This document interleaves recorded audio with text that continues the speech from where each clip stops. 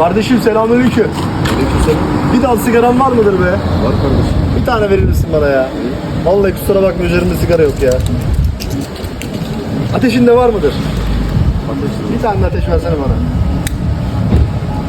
Çok sağ ol kardeşim benim. Tamam. Ananı sikim yanmış sigarayı verdim.